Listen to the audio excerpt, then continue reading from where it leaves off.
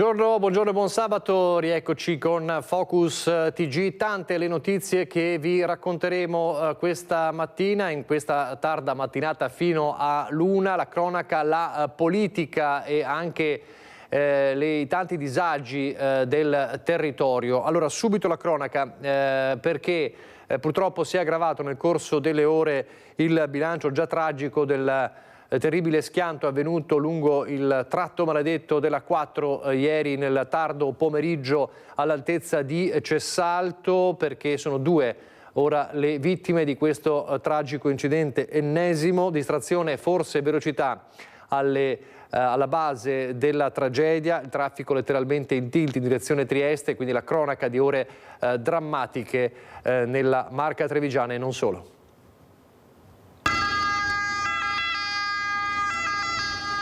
È durato diverse ore l'inferno in A4, dove sul tratto maledetto tra Cessalto e San Stino di Livenza l'ennesimo incidente ha lasciato sull'asfalto due vittime, due camionisti lituani che viaggiavano insieme sullo stesso tir e che si erano da poco dati il cambio alla guida del mezzo che trasportava verdura. Sono le 16:30 quando l'autoarticolato che viaggia in direzione di Trieste piomba sul tir che lo precede, si innesca un violento effetto domino che coinvolge un terzo camion. Sembra una deflagrazione. I mezzi si accartocciano, a terra rottami e vetri. Subito scatta la macchina dei soccorsi, arrivano gli operatori del SUEM 118 e diverse squadre dei vigili del fuoco da Motta di Livenza, Portogruaro, Treviso. Ci sono poi polizia stradale e personale di autostrade Alto Adriatico. Per estrarre gli autisti del primo mezzo servono divaricatori idraulici e martinetti. Per uno non c'è nulla da fare, i medici non possono che constatarne il decesso. Il secondo è in condizioni disperate, in codice rosso viene portato in elicottero al Cafoncello di Treviso, dove morirà poche ore dopo nonostante i tentativi disperati di salvarlo. Feriti lievi conducenti degli altri due tir sotto shock, entrambi provenienti dall'estero, uno dalla Croazia e l'altro dalla Polonia. A causare il maxi tamponamento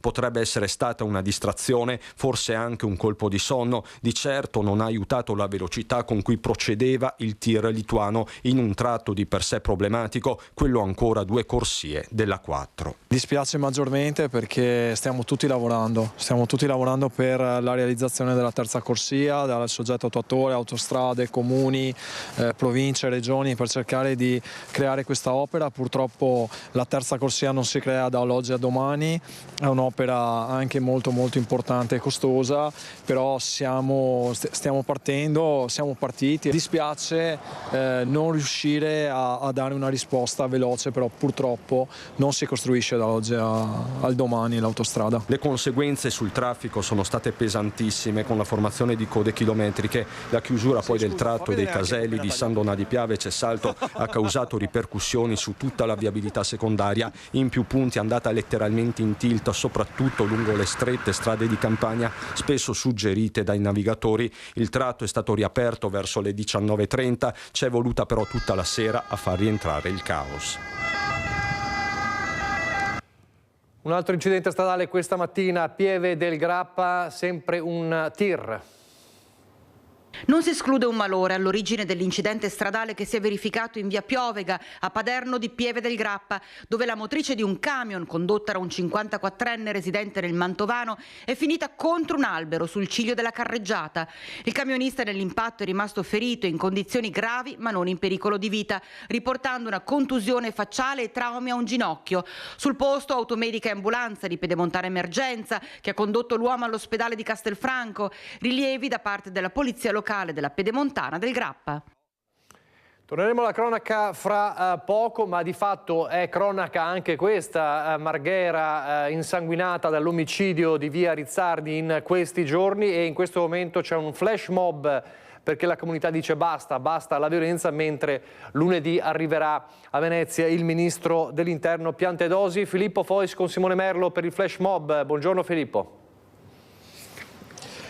Buongiorno Nicola, buongiorno ai telespettatori di Rete Veneta. Siamo proprio in piazzale Giovanacci, che è un po' il centro o uno dei centri critici del comune di Venezia per quello che riguarda la sicurezza. Poco distante da noi c'è il famoso sottopasso di via Ulloa che porta alla stazione ferroviaria di Mestre.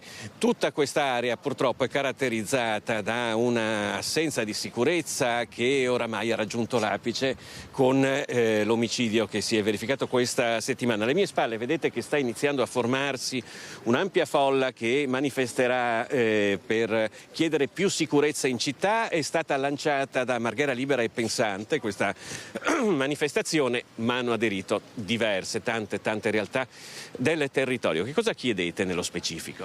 Ma chiediamo sostanzialmente una sicurezza per l'area urbana. Nell'arco dell'ultimo mese e mezzo abbiamo avuto 2 omicidi, quello di Jack che era alla fine di settembre, quello che è successo l'altro giorno. La settimana precedente, sabato scorso, abbiamo avuto un assalto a degli operai che stavano ritornando in fase serale all'interno del sottopasso, ma questi sono, come dire, gli apici, gli elementi che si vedono di più. La sicurezza in quest'area non c'è, non è solo in quest'area ovviamente, è tutto quello che possiamo chiamare il miglio della droga che va dal via Piave e prosegue giù fino a Marghera e quant'altro.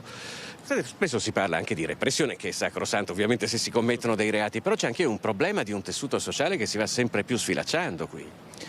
Allora, Marghera può anche dare l'impressione di sfilacciarsi. In realtà Marghera, ad esempio, alcuni dei nomi principali delle vie Marghera sono via della Rinascita, Piazzale della Concordia, sono dei luoghi iconici, vuol dire che è una città di solidarietà, la dava prima e continua a darla adesso. È chiaro che però accanto alla solidarietà dei cittadini va ripreso il percorso dei servizi, diciamo ad esempio per la tossicodipendenza i servizi di bassa soglia che non ci sono o che non c'erano almeno fino a qualche mese fa e che adesso cominciano forse a riprendere con dei servizi saltuari sul territorio, ma ciò che non abbiamo sono proprio questi, sono ad esempio dei trasporti sicuri di sera. Non è possibile che tram e bus finiscano verso le 10 di sera, chiunque voglia raggiungere Marghera o raggiungere Mestre in quella fase serale non ha la possibilità di farlo, deve passare attraverso un sottopasso.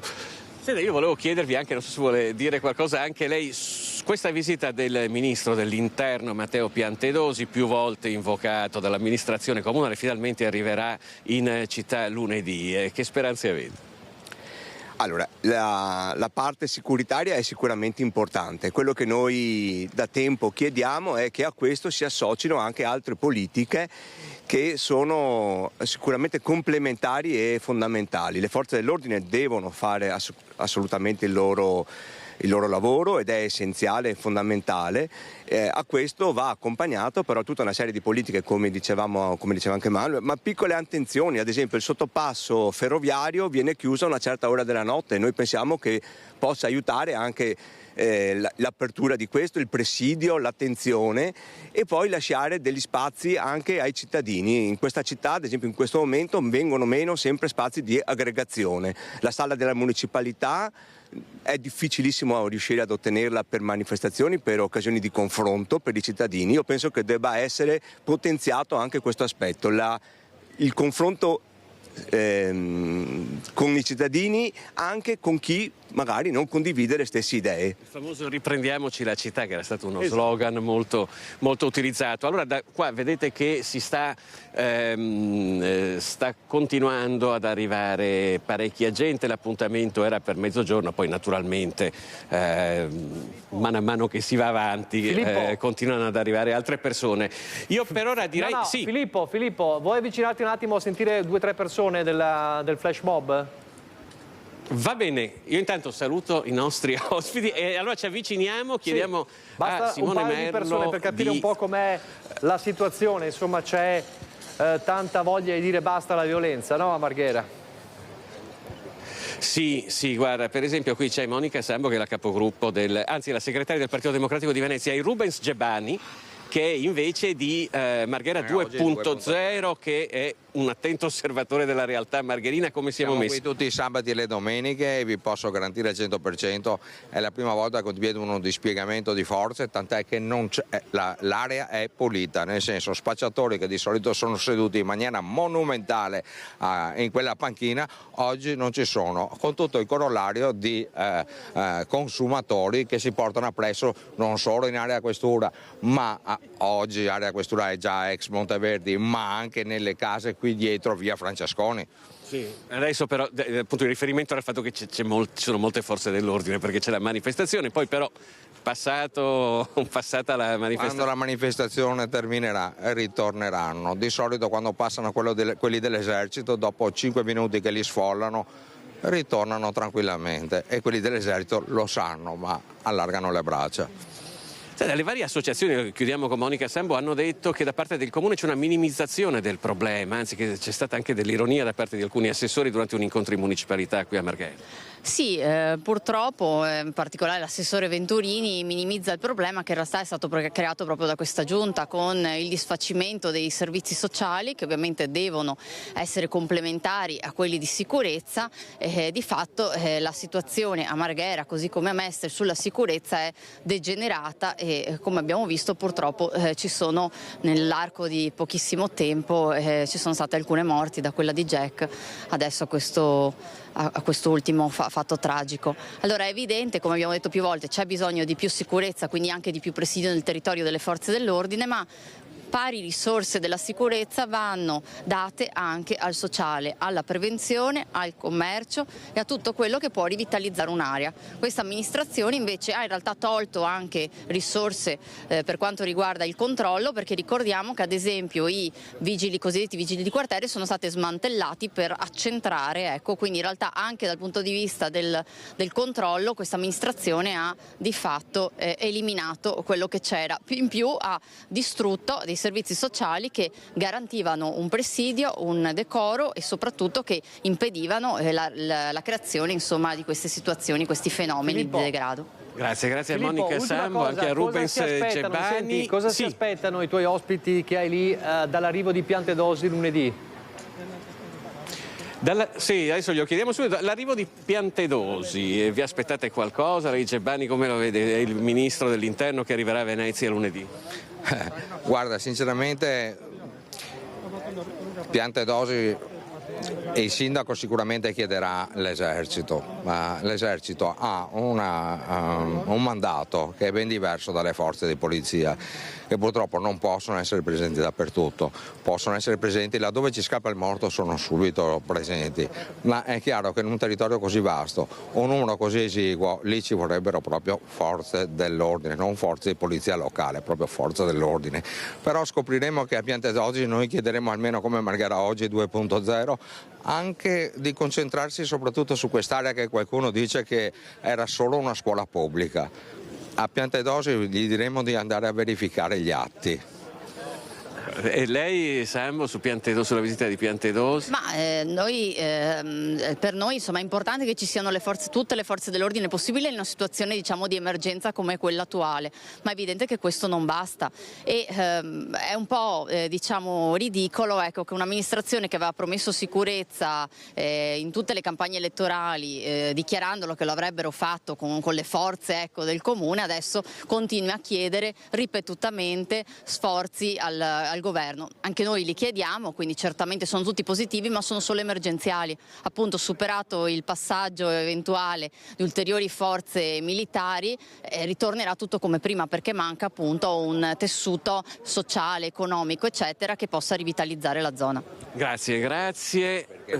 Perché proprio prima dell'azione di forza va fatta un'operazione di politiche sociali consistente e almeno pari a quella che è la disgrazia che sta succedendo tra Marghera e Mestre, almeno di via Piave, perché è inutile dire ma adesso abbiamo investito, e in questi ultimi 10 anni quanto è stato investito per ridurci in questo stato?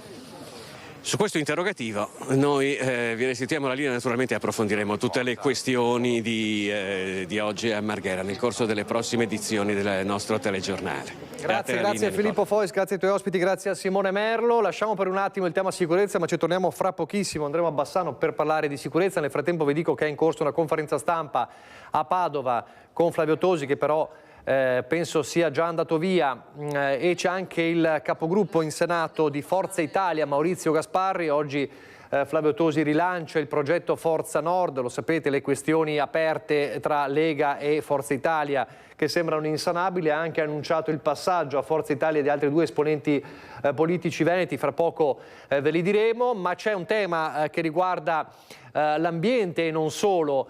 A Treviso, ne abbiamo parlato tante volte, il progetto del Park Vittoria in Piazza della Vittoria a Treviso, contestatissimo, e non solo dalle opposizioni, è una contestazione spesso anche trasversale, e questa mattina c'è stata una marcia delle opposizioni che hanno portato le oltre 5.000 firme raccolte contro il Park Vittoria direttamente a Cassugana. L'ha seguita per noi Lina Paronetto. Buongiorno Lina.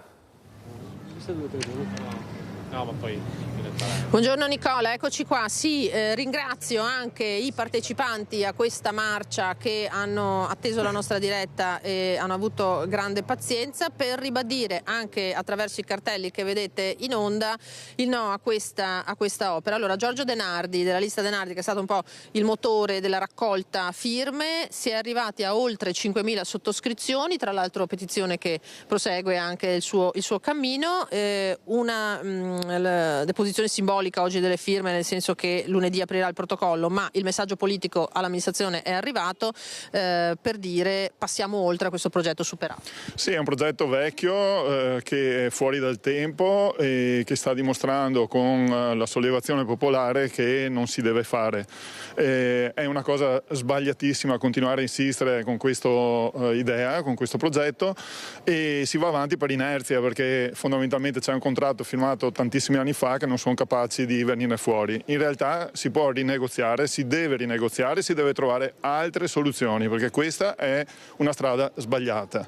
5.052 persone hanno firmato contro questa volontà. Oggi ce n'era una rappresentanza fisica per presenziare appunto a questa consegna delle firme, ma noi abbiamo intenzione di continuare appunto la lotta e a opporci a questa idea, perché non va fatto. È il simbolo di una città che deve cambiare, che non deve continuare a vedere l'automobile al centro, nel cuore della città, quando la città è bellissima e deve essere vissuta e goduta senza auto.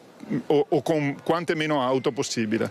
Quindi le strade alternative ci sono, le possibilità ci sono, basta che il sindaco e la giunta decidano di cambiare strada, e noi auspichiamo che questo venga fatto quanto prima. Ecco, Luigi Calesso di Coalizione Civica, in tanti anche a sfilare stamattina. Domandiamo scusa, siamo in diretta, porti pazienza un secondo. Avete sfilato in un centinaio da Piazza Vittoria a qui, ed è una rappresentanza significativa anche quella.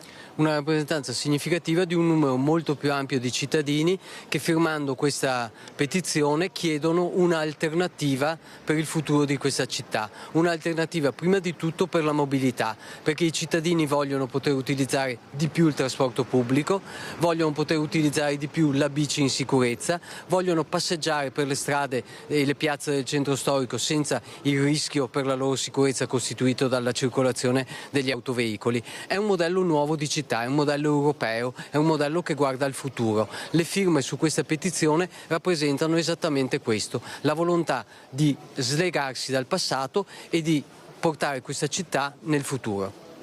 Uno scatolone di firme, no? Stefano Pelloni, capogruppo del Partito Democratico. Le alternative al parco interrato ci sono, però questa amministrazione non le vuol sentire. Ma sì, si sono fossilizzati su una scelta che raccoglie l'assoluta contrarietà di tantissimi trevigiani, non solo di centrosinistra, ma che ci stanno chiamando, ci stanno subissando di richieste di intervenire per opporci a quest'opera. Un'opera che è insostenibile sia dal punto di vista finanziario sia dal punto di vista della sostenibilità anche di traffico del cantiere. Ci sono i commercianti della zona che sono molto preoccupati, ci sono molti residenti che sono preoccupati della stabilità delle loro case. Non sappiamo cosa si troverà sotto a questo cantiere, e quindi oggi i parcheggi servono per pedonalizzare la città, i parcheggi si devono fare, ma si possono fare anche in una maniera più sostenibile che scavare tre piani sottoterra in pieno centro storico.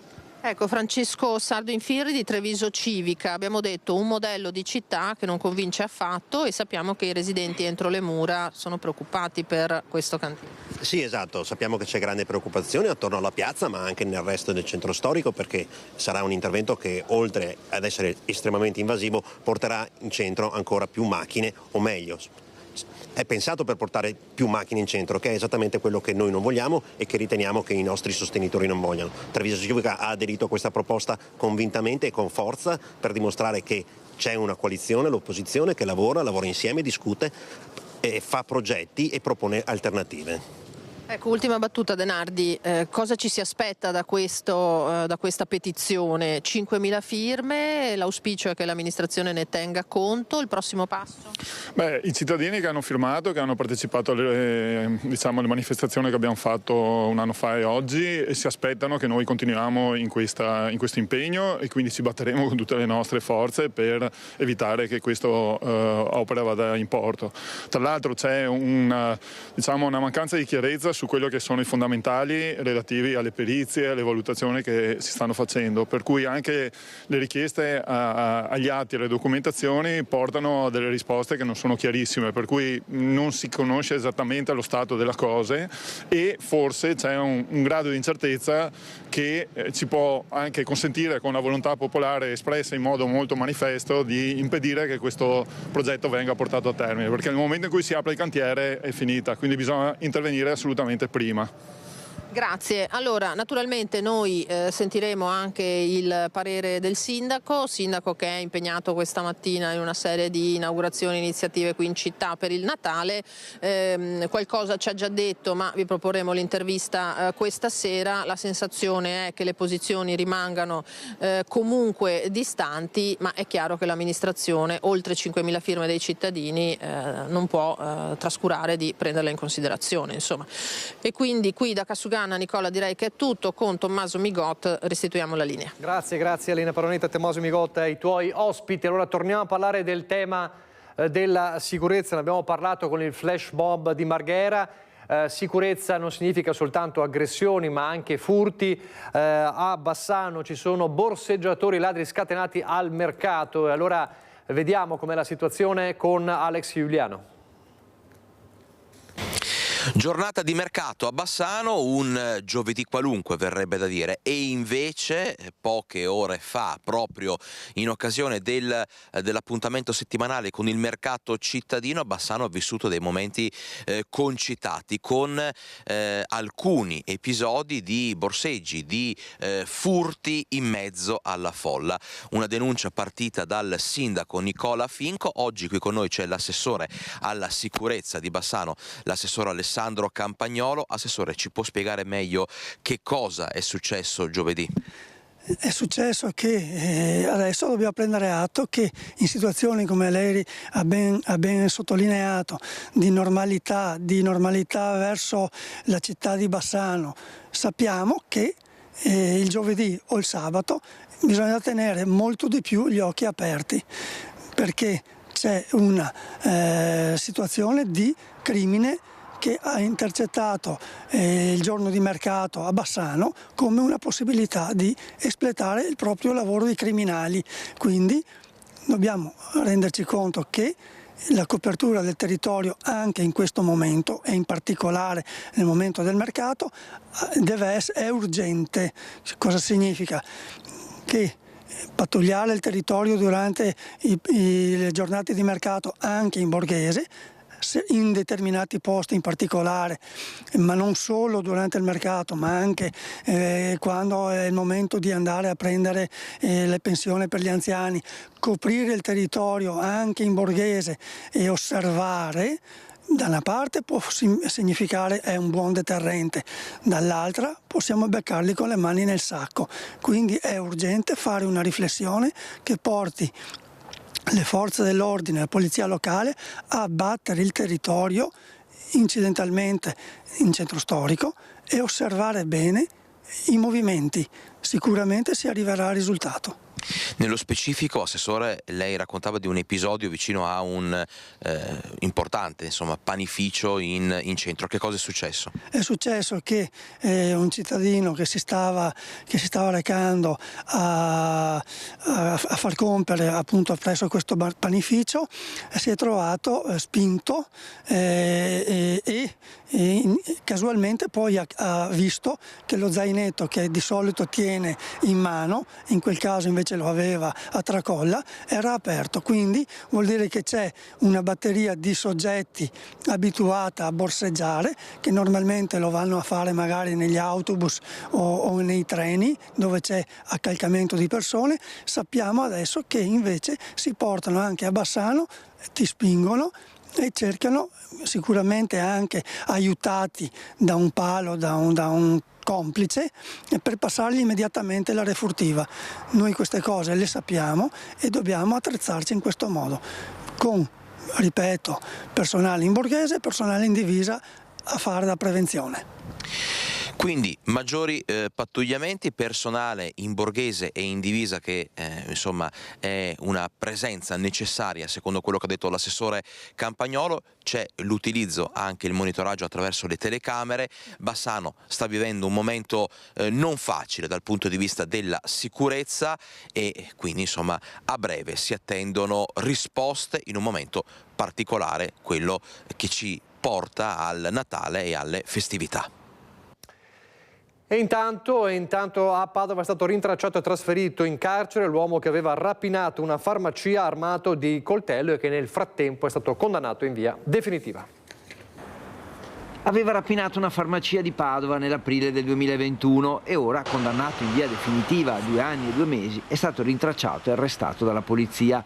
L'uomo, un 47enne residente a Padova, già condannato per reati analoghi, era entrato in farmacia armato di coltello e con il volto coperto da una mascherina chirurgica e occhiali da sole, e dopo aver minacciato i presenti aveva costretto la farmacista a mettere tutto l'incasso, qualche centinaia di euro, in un sacchetto di plastica prima di fuggire a piedi. Sul posto, gli investigatori della squadra mobile, che avevano raccolto testimonianze e filmati delle telecamere di zona. L'esperienza dei poliziotti aveva permesso di individuare una forte somiglianza nella corporatura di quel rapinatore travisato con un uomo padovano, pochi giorni prima fermato e trovato in possesso di arnesi atti allo scasso e già più volte riconosciuto responsabile di rapine simili. I poliziotti avevano anche notato particolari del giubbotto e delle scarpe indossate dall'autore della rapina, proprio identiche alle sue, e guarda caso, proprio il giorno della rapina era in quella zona in bicicletta. Una bicicletta che è risultata essere proprio quella immortalata nelle immagini della rapina. E così l'uomo, residente in città, è stato rintracciato presso la propria abitazione e condotto presso la casa circondariale di Padova. Dall'inizio dell'anno, in tutta la provincia, la sola squadra mobile ha eseguito oltre 30 ordini di cattura, rintracciando persone che devono scontare la loro pena. E poi l'operazione dei carabinieri che a Milano, nel milanese, hanno sgominato una banda che assaltava con comandi armati centri logistici, 2 colpi in Veneto, uno a Cessalto e uno a Fiesso d'Artico. Agivano come un vero e proprio comando, una banda che colpiva soprattutto magazzini della logistica tra il nord-est e Milano. Preparavano i piani nei minimi dettagli, chiodi sparsi sulle strade e mezzi rubati a sbarrare ogni accesso per ritardare l'intervento delle forze dell'ordine. Quindi utilizzavano dei furgoni rubati per sfondare le porte di accesso dei capannoni ed entravano in massa. 4 i colpi che avrebbero messo a segno. Nella Marca il 21 dicembre 2021 hanno fatto irruzione alla SME di Cessalto il 26 ottobre 2022 a Fiesso d'Artico nel Veneziano, il 27 settembre 2022 a Grassobbio in provincia di Bergamo e del 24 ottobre 2022 a Trezzano sul Naviglio nel Milanese. 12 persone sono state arrestate dai carabinieri, 3 cittadini ucraini, 8 moldavi ed un italiano ritenuti responsabili a vario titolo dei reati di furto aggravato in concorso, ricettazione e riciclaggio. La banda agiva con un'organizzazione paramilitare. I banditi perpetravano furti ai danni delle aziende operanti prevalentemente nel settore della logistica, appropriandosi di grandi quantità di materiali di elettronica di ingente valore, cellulari, tablet, notebook, nonché di metalli preziosi ed articoli di abbigliamento. Le azioni criminose venivano attuate attraverso uno schema consolidato, blitz e fulmini della durata media di 10 minuti, sempre in un arco notturno, quando le aziende erano chiuse o vi era la presenza di pochissimi operai. Durante le perquisizioni a carico degli indagati è stato sequestrato un fucile risultato rubato e 11 cartucce di vario calibro, tutto materiale trovato nella disponibilità di un cittadino moldavo non destinatario del provvedimento, che tuttavia è stato arrestato in flagranza per detenzione abusiva di armi da fuoco e ricettazione. Non solo, sempre durante il blitz sono stati trovati e sequestrati una fiamma ossidrica, alcuni passamontagna, centraline modificate di autovetture, duplicati di chiavi e spadini per l'apertura di macchine, nonché un disturbatore di frequenze. E poi c'è la vicenda di Gorgo al Monticano. Dico la regia, non è questo il servizio ma quello successivo. C'è stato un piccolo equivoco sull'ordine dei servizi, esatto. Piccola indicazione tecnica a Alessandro Granziere e Alberto Pivetta. A Gorgo al Monticano, pensate, ladri così sfacciati che non solo tentano il colpo, in questo caso è un colpo tentato a volto scoperto, ma fanno stretching prima di fare il colpo. Sentite. 18:40 all'ingresso buio illuminato solo dalla luce fioca di un lampione che segna l'entrata all'azienda Aspera che affaccia sulla trafficata via Postumia di strada a Gorgo al Monticano. Un Audi S7 grigia che arriva a fari accesi e parcheggia accanto all'entrata del cancello che conduce alle abitazioni della famiglia Battistella, titolare della ditta.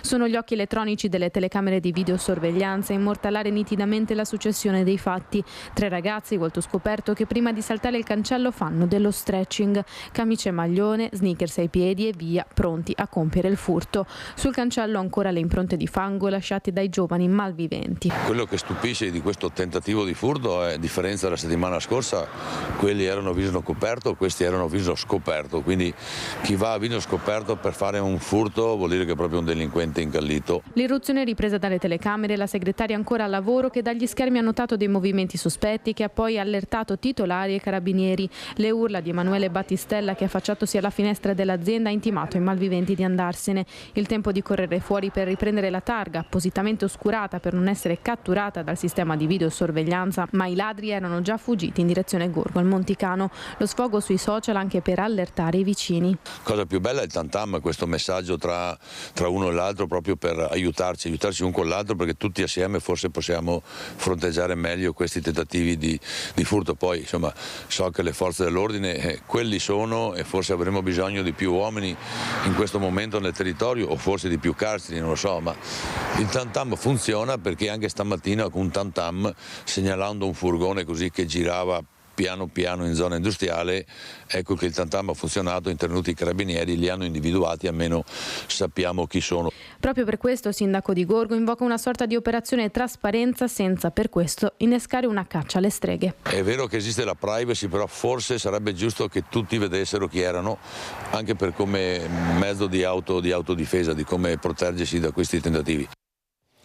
È proprio Emanuele Battistella dell'azienda, che quindi abita a 2 passi dalla casa nella quale hanno tentato il colpo, lancia una specie di provocazione ai giovani ladri. Siete giovani e agili, piuttosto che fare i ladri venite a lavorare in azienda da noi, abbiamo bisogno di manodopera. È una provocazione, certamente è uno sfogo da parte di chi ha vissuto questo tentato furto, questo tentato colpo, ricordando quanto era successo 20 anni fa al padre.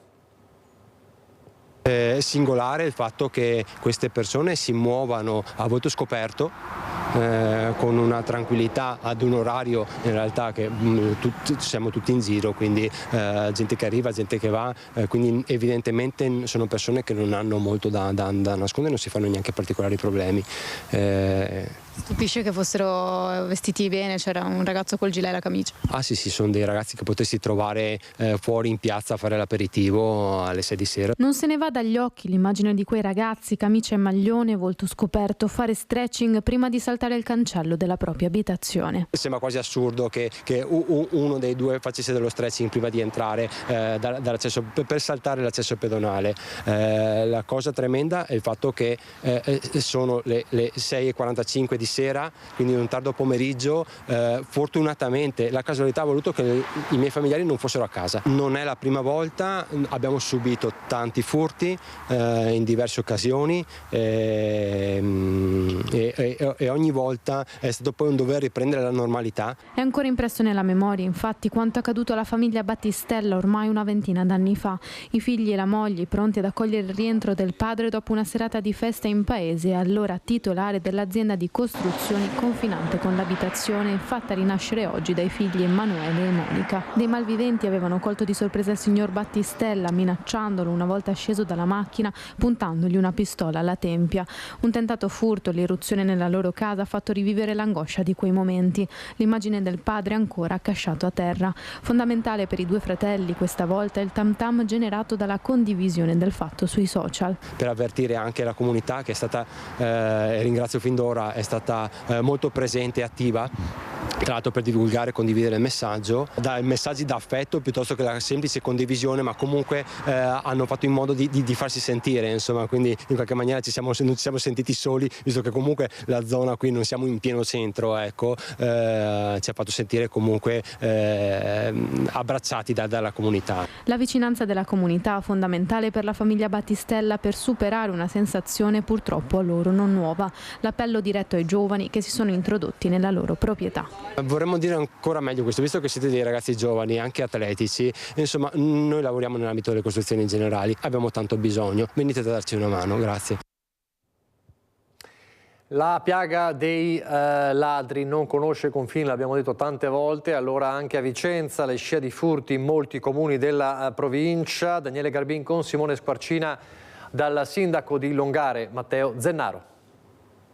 Emergenza furti nel comune di Longare, com'è il sindaco Matteo Zennaro, buongiorno. Buongiorno a voi. Ecco, siamo qui per parlare perché effettivamente questo comune è lungo la Riviera Berica, insieme ad altri, insomma, i vicini, insomma, stanno subendo nell'ultimo periodo, ma non è la prima volta, una serie di traffiche, di furti. In questo momento gli ultimi sono avvenuti in via Istria, ma sono solo gli ultimi che sono avvenuti poche ore fa, insomma, nella notte. C'è l'emergenza che il sindaco sta cercando in qualche modo di allertare i cittadini, di aiutare, insomma, oltre da una parte cercare di darsi una mano con i controlli di vicinato, ecco, dall'altra invece c'è un problema anche di coordinamento e di forze dell'ordine. Com'è la situazione?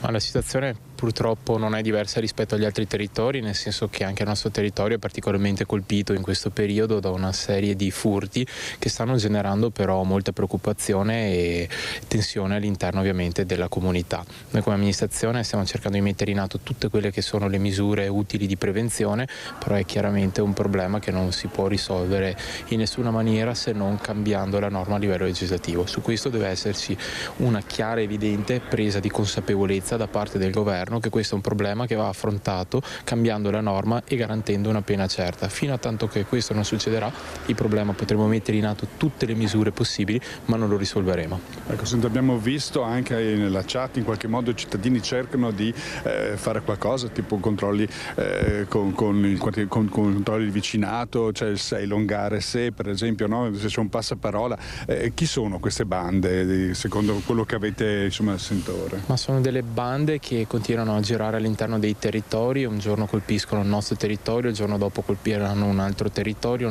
differente ormai dove vanno a colpire. Ormai sappiamo che è un fenomeno generalizzato, sono appunto dei professionisti, perché ormai stiamo parlando proprio di professionisti che continuano appunto a girare.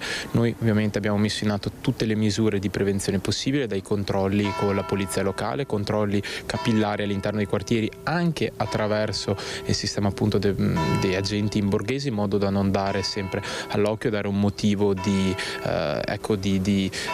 messaggio ai ladri. Cerchiamo di fare sia la presenza costante ma anche attraverso indagini in borghese, speriamo di riuscire a poter dare un contributo positivo, però il problema generale rimane quello che ho poc'anzi detto. prima di chiudere, l'idea è che comunque anche di fronte alla presenza delle forze dell'ordine, e soprattutto abbiamo visto che sono molto determinati, praticamente agiscono anche sotto gli occhi, ecco, delle forze dell'ordine, e soprattutto puntano a gioielli monili, vero? Sì, le informazioni che noi abbiamo in questo momento è che cercano principalmente beni preziosi quale per esempio ori piuttosto che denaro in contante. Ecco, quindi la raccomandazione che si cerca di rivolgere costantemente ai cittadini è quella di non conservare nulla all'interno delle abitazioni, di mettere al sicuro e al riparo questi beni e di cercare di limitare appunto quelle azioni che possono indurre appunto i ladri a presenziare e entrare. Quindi sostanzialmente cercare sempre di tenere presidiate attraverso tutti gli strumenti utili anche le proprie abitazioni. Allora, pochi istanti di pubblicità, poi andremo a Padova da Federico Fusetti.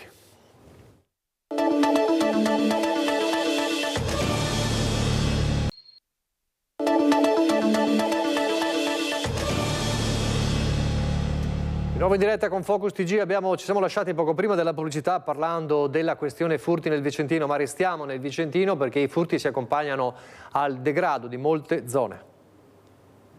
Criminalità e degrado dilagano. A Vicenza sono decine le segnalazioni che arrivano in redazione a Rete Veneta e molte le abbiamo già raccolte e trasmesse. L'ultima arriva da Parco Astichello, dove i cittadini denunciano la presenza continua di spacciatori e di tossicodipendenti. Dentro quest'area boschiva vanno a nascondersi, a vivere, a fare le cose più strane, tipo bucarsi, tipo spacciare, tipo ecco, di tutto di più. Furti, tossicodipendenti, spaccature di macchine quotidianamente. L'amministrazione deve provvedere, deve fare qualcosa, perché così non si può andare avanti, altrimenti non c'è più limite al degrado. Ultimamente è stata fatta un'operazione di pulizia del parco grazie all'attivazione di AIM Ambiente e della polizia locale. Nelle prossime settimane i residenti incontreranno il questore per discutere strategie e misure volte a migliorare la sicurezza della zona. Ma a Vicenza quasi tutti i quartieri hanno problemi di degrado. A San Lazzaro, in via Rossini, i cittadini lanciano l'allarme. Con la chiusura del supermercato, quello che fino a poco tempo fa era il cuore pulsante del quartiere, sta diventando un angolo buio, con la presenza di giacigli e brandelli di stoffa che testimoniano la vita di strada di chi qui ha trovato rifugio. I cittadini si sentono meno, del quartiere si sentono meno sicuri, tanto che appunto qualche attività chiude prima la sera e qualcuno ha paura magari ad uscire e passare davanti a quest'area che adesso è spenta, insomma, e non c'è più nessuno. Adesso anche i negozianti hanno dei problemi perché tendono a chiudere molto prima perché non si fidano più della zona. Io ho anche un cagnolino, esco con il cane e sinceramente qua c'è di tutto dopo la sera. Degrado anche in via Divisione Acqui. La segnalazione parte dal quartiere di Villaggio del Sole. Sporcizia, sacchi dell'immondizia abbandonati nelle aiuole, tra le piazzole di sosta. Ma ormai in tutta la città le segnalazioni si moltiplicano. I vicentini chiedono quartieri più sicuri, dove la libertà di chi vuole vivere per strada finisce, dove inizia quella dei residenti e dei commercianti di non ritrovarsi la sporcizia davanti a casa. Una città che chiede di essere liberata dagli spacciatori che infestano i parchi, dagli scippatori e dai malfattori che s'aggirano soprattutto di notte in alcuni quartieri. Un appello forte alle istituzioni. Vicenza chiede di essere più sicura. Intanto, dopo l'aggressione nella stazione SVT ai danni di un controllore da parte di un tossicodipendente, abbiamo portato al prefetto la voce dei cittadini che chiedono più sicurezza e più controlli. Degrado a Campomarzo e nel Quadrilatero, il quartiere che si trova a ridosso della stazione ferroviaria e di quella degli autobus. È proprio nell'autostazione di SVT questa settimana si è consumato un atto di violenza. Un indiano di 32 anni che si sarebbe appartato per consumare una dose, invitato da un controllore a lasciare libera la toilette, ha reagito estraendo l'ago di una siringa e conficcandolo sul dorso della mano del controllore. Da quel momento i bagni della stazione delle Corriere sono stati chiusi e i cittadini testimoniano testimoniano come il degrado della zona sia diventato sempre più pericoloso. La notte è un po' pericolosa, cioè di notte c'è da aver paura o ci sai fare, non hai paura, bene, se hai paura ti conviene restare a casa. Vedendoli, anche questi personaggi che sono qua, che gravitano dalle 5:30 del mattino fino alle 7:30, 8 di sera, chiedono l'elemosina, rompono le scatole alla gente, spaccano le macchinette, spaccano i bagni. I lavoratori alle 5 di mattina vanno a prelevare l'autobus e spesso e volentieri devono far sloggiare persone che cercano rifugio, che poi hanno un comportamento comunque che va oltre quello di cercare rifugio, perché inzozzano, lasciano siringhe, per cui gli autobus poi non possono più uscire perché devono essere controllati, puliti. Il sindacato UGL chiede che la prefettura si attivi perché i militari dell'esercito impegnati nell'operazione Strade Sicure effettuino un pattugliamento anche nella sala d'attesa e sotto i portici dell'autostazione. Noi di Rete Veneta portiamo la voce dei cittadini al prefetto di Vicenza. Io ho cercato anche col direttore dell'azienda, di trovare delle strategie preventive, ma voglio pure ricordare che in quell'area, oltre a operare, come lei già ha evidenziato, il contingente di Strade Sicure, ma anche la Polfer, la polizia ferroviaria, che opera pure in quel contesto. Il prefetto spiega di essersi interessato al problema del degrado che attanaglia la zona di Campomarzo e che finisce per fagocitare anche la stazione SVT. Oggi, ci spiega, bisogna puntare il più possibile sulla prevenzione. 10-15 anni fa non si registravano alcune presenze che oggi anche nel Vicentino abbiamo e che comunque in certo qual modo si devono gestire. Sappiamo bene che anche in altre realtà del contesto nazionale con questi reati si affacciano con estrema virulenza. Noi stiamo cercando di poter arginare, ma anche in chiave preventiva. Restando a Vicenza, un post sui social di Alessandra Moretti, europarlamentare del Partito Democratico proprio di Vicenza, che scrive: ieri sera di rientro da Bruxelles ho avuto una brutta sorpresa, entrando a casa ho scoperto che dei ladri si erano introdotti mettendo a soqquadro ogni cosa. All'inizio pensavo fossero addirittura ancora presenti nel mio appartamento. Ho chiamato aiuto al 112 e dopo pochi minuti la Polizia di Stato di Vicenza si è precipitata a offrirmi soccorso. Hanno perlustrato interni della casa ed esterni del giardino e mi sono rimasti accanto per calmare il mio spavento. Desidero ringraziare gli agenti e le forze dell'ordine.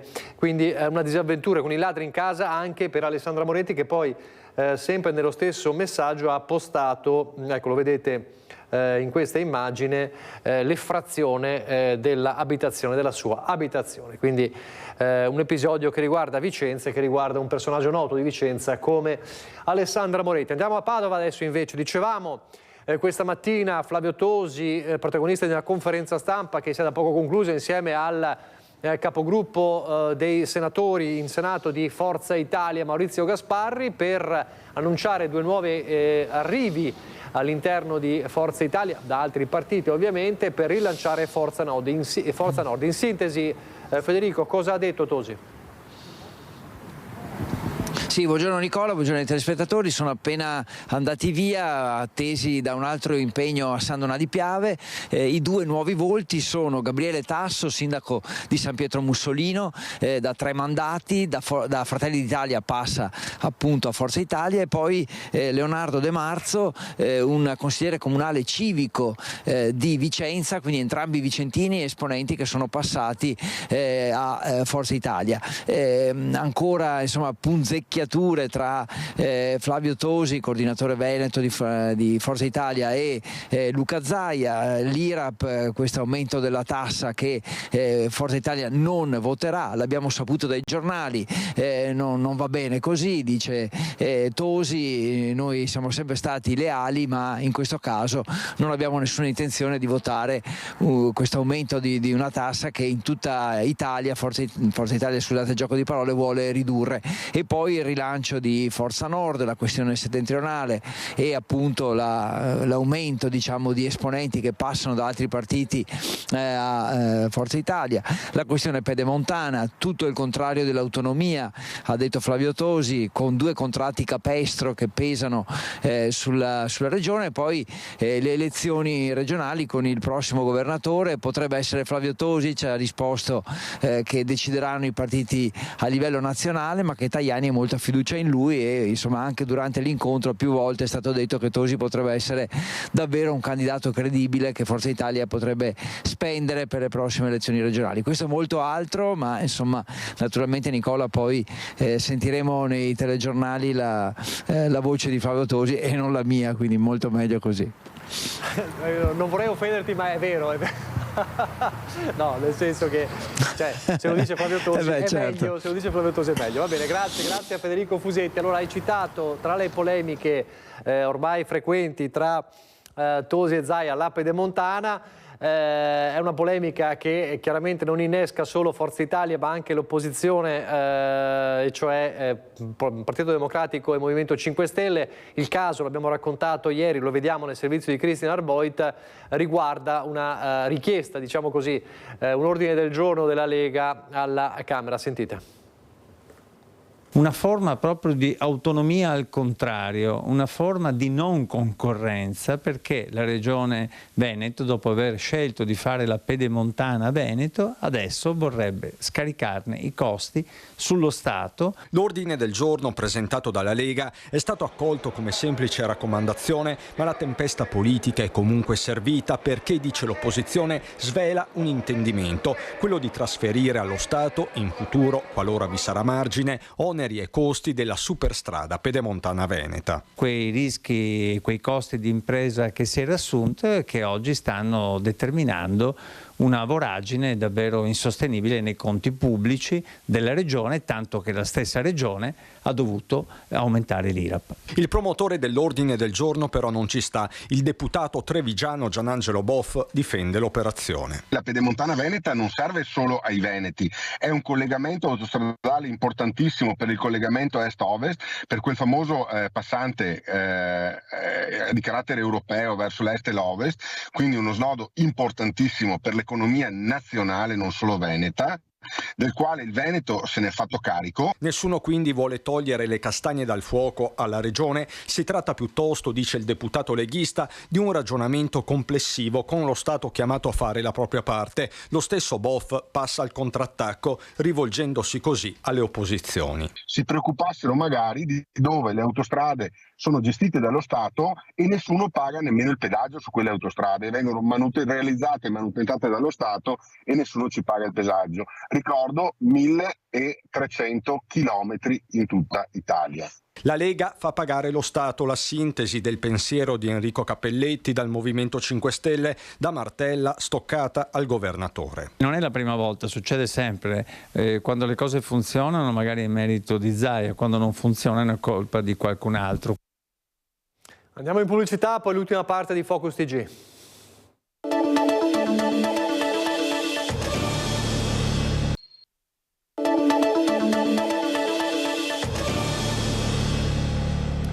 Di nuovo in diretta con Focus TG, il fondatore del gruppo Abele e attivista di Libera è stato ospite al teatro Colbe di Mestre. Parliamo di Don Luigi Ciotti per parlare di lotta alla corruzione, ovviamente lotta alle mafie. Al termine dell'incontro ha concesso in esclusiva per le nostre reti una lunga intervista.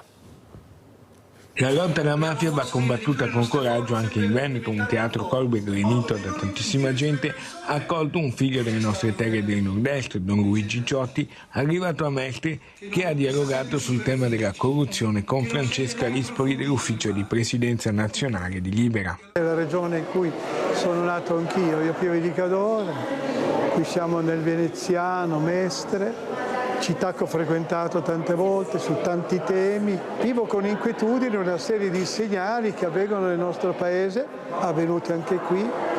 Sarà poi il percorso della magistratura, le varie indagini. Una cosa è certa, che noi non possiamo essere cittadini a intermittenza secondo i momenti delle emozioni, ma cittadini più responsabili. Il Veneto e Venezia non si possono sottrarre. Il problema della corruzione della mafia è presente in tutto il territorio nazionale, ecco, con accenti e colori diversi. E al di là di tutto quello che appare, questa è una regione in cui la presenza in forme e modi diversi c'è e come c'è. Vanno però valorizzati, secondo Don Ciotti, anche gli aspetti positivi della nostra società civile. Mai generalizzare, mai semplificare, fare emergere il positivo che c'è, collaborare chi sa, chi percepisce nel modo giusto, ecco, dovete la caccia alle streghe, evitare di etichettare, di semplificare. Però prendere coscienza di un problema, perché la corruzione c'è in forme e modi diversi e qui sono terre meravigliose, c'è un giro quindi di industrie, di aziende, di forme varie e inevitabilmente che le mafie annusano che possono fare affari e in modi diversi, loro riescono ben camuffate ad esserci. E chiudiamo con l'arte. Ieri la presentazione ufficiale, oggi l'ufficiale riapertura anche al pubblico del Cuore Pulsante della Gipsoteca di Possagno.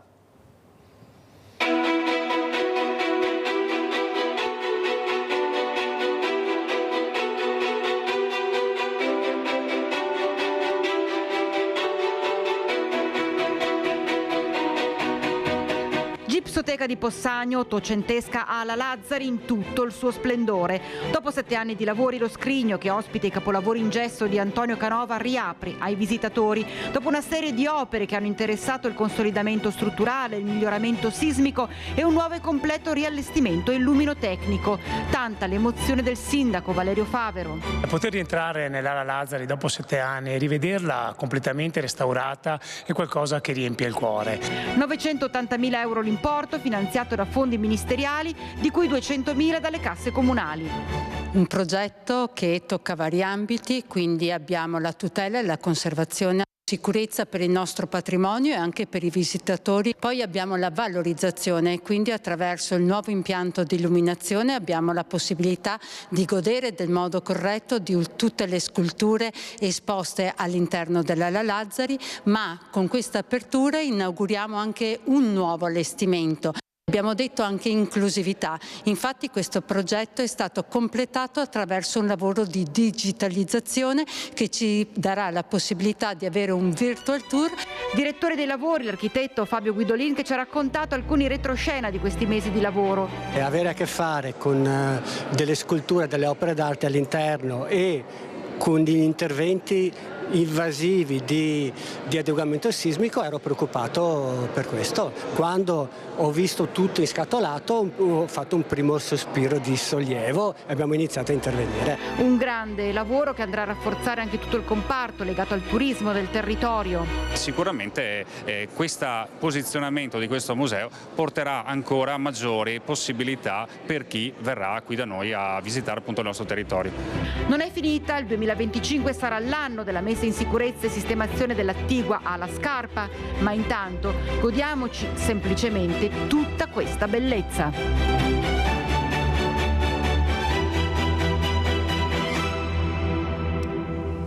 Davvero un vanto italiano e soprattutto della nostra regione. Con questa notizia, con questo servizio ci salutiamo, grazie per averci seguito, arrivederci.